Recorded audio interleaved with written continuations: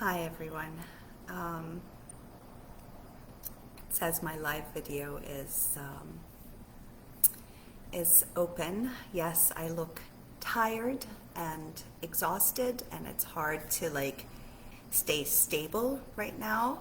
I've experienced something exceptionally strange, and it's been 2 weeks that I've been incapable of interacting with the world.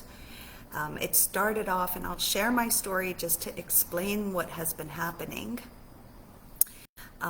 It's been 2 weeks, and for at least a good 7 to 8 days, I had a high fever and body aches, and it was in alignment with my kids starting school.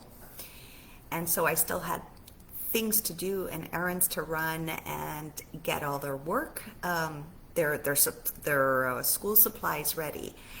But I had this fever and my body ache. There was no other symptoms. It was just a severe body ache and a fever and fatigue. And I tested negative on COVID.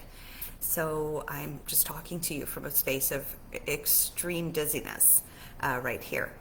And after a few days, I would pop in this Advil and Tylenol, and my beautiful neighbor gave me NyQuil and Dayquil to take, just to give me enough energy to go run those errands, get the food, get some school supplies ready, get them their new bags, and then I would come back home and collapse. And I kept saying, okay, this is okay. I'm not the kind that gets a fever usually, and they usually last only 3 days and I'm good and up and running. However, that wasn't the case, and it wasn't going that way. And I surrendered to the fever, but there was something inside of me. I was truly angry. There was this rage that was showing up that I thought I had resolved within me, but there was a deep anger. I was angry at everyone who'd hurt me. I was angry at family members and at friends and at the country and at the governments and at the world and at the wars and at the pain that is taking place in the world. There was so much anger inside of me. I was even angry at friends who just wanted to give me advice when I didn't want advice. I was just really spiky, really angry, really upset at everything and everyone, and I didn't know where this was coming from. There was so much rage inside, and there was so much resistance to the rage I was feeling inside, because I'm like, no, I'm a healer. I've worked through all this pain already. What is happening? So while I was having the fever, it wouldn't subside. I was angry that I had a fever, and I was angry at everything, and I spent so much time in my backyard just looking at the sky and nature, like covering up and shivering and just talking to Source and God and saying, I don't understand. This isn't meant to happen to me. This is not supposed to be happening to me. I've done so much work on myself. I'm helping so many women and people around the world. This shouldn't be happening to me. And I was in so much agony and pain. I felt alone, I felt isolated, and then I declared that I don't need anyone in my life, and how can I find another place to live that has more harmony? And it was mayhem, let me tell you, from the body aches to the fevers to my internal agony to all this anger that was surfacing and coming into light for me, and me resisting it and doubting what I was going through and doubting myself, which I had worked through and figured out. But there was this grand eruption within me towards everyone and everything, and even myself. And I was like, what is happening? And all I could do to ground was be in nature and contemplate the sky and listen to Richard Rudd and flip through my gene keys, which find me inner peace, until I started to accept what I was in. I started to just accept. This is the state I'm in. I can't work. I can't see clients. I can't get on the laptop. I can't do anything because I'm raging. And as I was raging, I was in survival mode. Everything started to, oh my God, I need to figure this out. I need to figure this out. And slowly everything stopped. And in the midst of all this internal chaos and the external chaos and talking to my ex and him changing plans on me, and it was just so much that was happening in my internal world and my external world that I was frozen in time. And I felt what true pain, which I've felt so many times. I've gone through agonizing experiences throughout my life and euphoric experiences. I was sharing with a dear friend a few days ago. I looked at my CV. This is just a side note. I was like, damn, I have done a lot with my life. I was an interior designer for years. And on construction sites, I led meetings and teams. I came up with the first RFI for this company, international company I was working for. I lived in so many countries. I used to paint murals on walls. I opened my own interior design company called Intuitive Design, and I would have this questionnaire for couples just to find out where they lost their harmony, so that I can bring them back into harmony with themselves, and then decorate their home in color themes and provide them with artworks. I would also do murals on random people's walls who needed some excitement in their homes. I took preventive palmistry and read palms and had lineups in cafes waiting for me to read their palms, and I would be spot on. I would receive all this information for them. I did so much. I owned, at some point, I was an owner of an art center with a part owner, and I gave art classes to children. And then I heard later on that, a few of them became artists due to these art classes I offered, because I would understand their art through what they would paint, and I would encourage them to be more of themselves, and I would understand them psychologically. And all this was way before I became a professional spiritual transformational practitioner, or I studied NLP. I had Reiki under my belt, and I would energetically help these children and adults. And at the same time, there was so much I was doing. I was doing 1,000,001 things all the time, and I was always in the service of others. I would give Reiki to friends and family for free. I worked in companies and always got achievements and recognitions, and moved from one to the next, in search of who I am and in search of how I can be of service to the world. There was so much, so many countries I traveled to, so many things I offered. I studied Feng Shui and Vastu for the energies of the homes. It was so important for me to help people find their center. I wanted to know how to help people as much as I can, and I studied everything possible in every way. I traveled the world to study and to learn and to acquire more information, and I would give it out. And as you all know, I tasted the pain of narcissistic abuse, and I married into them. Covert and overt narcissism, and that was when my life totally changed, incredibly changed, into pain and suffering and deep internal wounds that started showing up. And I chose to start healing women who were in abusive and traumatic relationships, knowing so deeply through my traumatic experience and incredible suffering and pain. And I wrote a book, Happily Ever After, that I encourage you to read. It's my true story and the epiphanies I had and the suicidal state I was in. So I had gone through a lot in my life. And when I shifted careers 15 years ago to become a spiritual transformational practitioner and help all those women in abusive relationships to find themselves, to trust themselves, to discover the wonder of who they are, and the power behind narcissistic abuse, and why empaths and light workers attract them so deeply. It's to show the shadow self. So I had done a lot of internal work for myself and so much work for the world at large. And during my pain, and I've written books and written blogs and come up with quotes, and it's just an array of things, and endless, and I continues to still want to learn and grow and evolve and be of service. However, I had started to only be of service to myself 4 years ago in the midst of discovering that new relationship that I was into, and trying to get divorced and understand everything that I was in, because it was a new awakening, a new painful experience. But what I want to get at is, As I was going through all this anger, thinking that I had shifted and changed already, and I had so much so, my confidence level is completely different because I trust myself now. I have a certain love of who I am. I respect who I am, no matter who this who I am appears to be. And yet when the anger showed up, there was so much pain.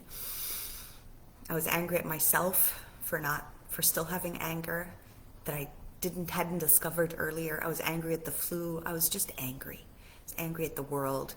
I was angry at the deception of the governments. I was angry at the war in Ukraine. I was angry at the pain and suffering that is happening in the world. I was just angry, and my only solace and good place was nature. And the day that my fever subsided, and the next day my kids were going to school, something profound happened. It was 7:30 p.m., and I was on the computer trying to discover other countries to live in and how to subside this pain, trying to find a solution to something that wasn't solvable. I had to sit with more than solve. I got a drastic rush of dizziness. Everything, my hands started to shake. My legs started to shake. The tips of my toes started to tingle. And I didn't know what was happening. I started to rush my kids to bed for their first day of school. And I started to talk to myself and say, everything's going to be okay. Nothing to worry about. Your fever has gone down, Rain. Just relax. And I needed to uphold myself. All you mothers know this. All you mothers know this. When you have children, you really muster up the courage to look like you're fine, not to worry your children, and to make them believe that everything's fine until they're in a space, until everything they're catered to so well, then I can deal with me. All right? All you mothers know this. I know you know this. We all do that. And so I put them to bed, I fixed their lunch boxes, and I was shaking.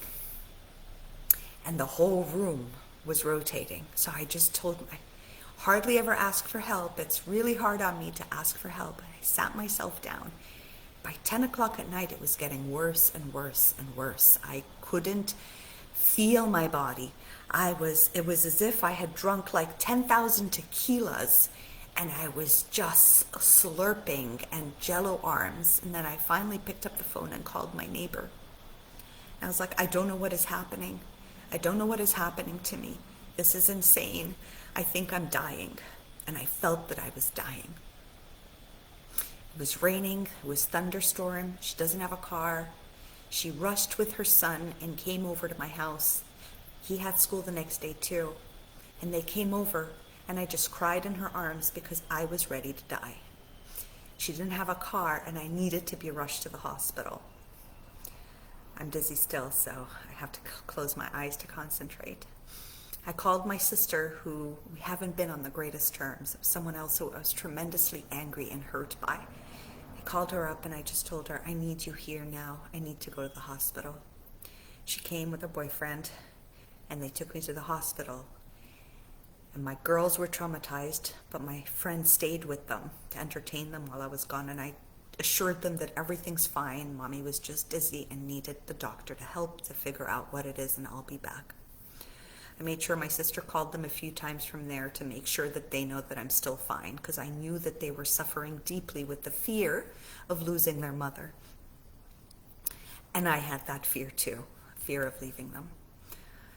In the hospital, I completely let go.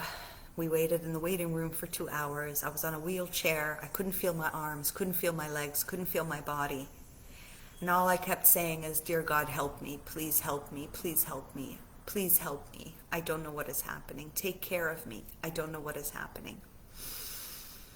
And my only attention was on God and Source to be there for me right now, to be there for my girls. After 2 hours, and they just did a quick checkup and said, my blood pressure's fine, my vitals are fine, they don't know what's going on.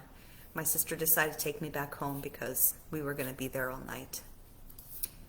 I asked my friend to please spend the night. I was scared to spend the night alone. I was scared to die, and my girls have no one to turn to. And she did, and at 6 a.m. we all woke up. I felt a tad better that I didn't die, And we called the doctor, and it took, of course, a whole day. Here in Canada, it takes really long to get a doctor's appointment.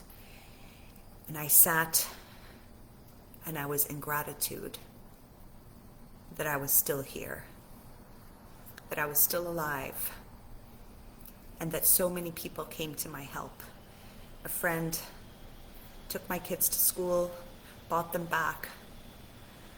The other one who spent the night checked up on me. My sister came and tried to be here for me, and another friend cooked me lunch, and I had all these beautiful souls appear out of nowhere to take care of me when it's so hard for me to ask for support and help. And there was no choice but to ask for it. People that I was angry at, not even them, just at the world, popped out of nowhere, and they were all angels helping me, being there for me as I cried and cried in fear. I was so scared because I didn't know what was wrong, and nobody knew what was wrong. And I felt this gush of love for humanity and for Canada and for nature and for myself. And this gush of forgiveness came over me. I forgave myself, and I forgave my anger, and I forgave everyone that I had such anger and pain towards and suffering from. And I'm still extremely dizzy till today, a lot better. But knowing that I have support, knowing that people are genuinely kind and loving and caring and have been there for me, knowing that there are friends I could just pick up the phone and ask for help instead of constantly feeling like I'm the one who has to carry everyone, that I'm being carried and loved. Knowing that my sister's there for me, even though we haven't been getting along for an entire year, filled with betrayal and rage and anger towards each other. All that flushed out of me, and a different perception has come upon me. And I wanted to share myself with everyone, that it's okay to be angry, and it's okay to have so much self-pity and rage, and it's okay to feel like the world is twirling and twisting, and it's okay to be angry at yourself. And the biggest gift I can offer you today, even though I'm still dizzy and the world is turning, but it's getting a little bit better step by step, is to surrender to whatever state you're in. Because as I surrendered to my rage and anger, all this happened, where I could release it all. I could admit to my rage and anger. I could bring up all that was stored in since I was a child, trying to people please and codepend and be the helper, but never help myself enough, or accept that I have so much anger inside and so much pain from everyone that I loved that hurt me back. And I'm able now to release and find forgiveness for them and for myself, and to perceive life in a different form. That there's no one I need to be, and I can be everything. That there's nothing specific that I need to become. That there's no way that I have to please everyone and deny myself in the process. And that everyone does have so much love for everyone, and everyone's suffering in their own pains and suffering. And yet, people are there for each other at the end of the day, because we all have the spark of Source within us and the love of Source within us. And we all can remember that love within us for one another, no matter how aggravating, agitating we get from others, and how much we all fear the narcissists and the pains that they offer and suffer us. At the end of the day, we all have the spark of love, and that spark has to ignite within us for ourselves and for humanity. Nature is here to help us remember how simple life can be. There's nothing to fear, there's nothing to run away from. Even our own fears are there for us to cater to and take care of. So I want to thank everyone who is there for me. I want to thank Source and God for always showing me ways of loving me. And this all happened after the butterflies for 2 days straight were standing on my hands. This just happened again today. The purple butterfly flew around, and I could see it, and it came and stood on my finger again, and I looked at it and I cried with love. because that is love. For it to stand on my hands, for it to come 2 days before my Diddy spell to tell me, you're about to go through an incredible shift, an incredible paradigm shift. And all your angels and guides are here waiting for you, taking care of you. Just surrender. Just surrender to what is about to take place. This massive change is happening within me. And I know within so many other people. So I just want you to know that no matter what you're going through, you're loved, you're taken care of, even if you cannot see it. Surrender to everyone around you. Allow yourself to get help and the service and to be loved. I felt loved and cared for like never before. So love yourself. Take care of yourself. You are loved, you are taken care of, and whatever it is you're going through, it is a purging. It is a release of all that is not serving you anymore at all. And just allow yourself to accept and surrender to what is. I have been paused right now. The world is turning around me. I can't even drive my kids to school. I can do nothing. And I'm giving myself permission to be taken care of by others and by Source, and knowing that this has taken me into a new direction. I'm even contemplating going out and helping schools and just being of service for a few hours in schools, which was something I would have never thought of. But I'm going to send my applications out, and I want to be out there in the world doing whatever it is that I need to do to bring more joy to people, to help them through their shadow and their limiting beliefs. My objective is how hard it has been for me to discover how to trust myself, how to self-love, because of how much self-doubt I had, is the gift I want to offer everyone. To leave self-doubt behind, to step into self-love. And it takes a lot of work, and it takes a lot of introspection, and it takes a lot of deep dives, and yet it is doable. It is doable, my loves. It is doable. If I can do it, and I've been through hell and back, if I can do it, and I had so much doubt. I mean, I doubted when magical things were happening. I doubted it. Is it real? Am I going crazy? Is it my mind? And my brain would come in, and I had to have logic. I mean, I doubted everything, everyone. But I didn't doubt that I had kindness, compassion, empathy for humanity. I just didn't know how to help. And so I tried every way possible. I studied everything possible. But I doubted the magic, and I doubted miracles. And I'm here to tell you that once you step out of self-doubt, the entire world changes. The entire world changes. Stop doubting the anger, stop doubting Source, stop doubting yourself. And when you do doubt yourself, surrender to the doubt. Surrender to it all. I'm here for you. I validate everything you feel and see and go through.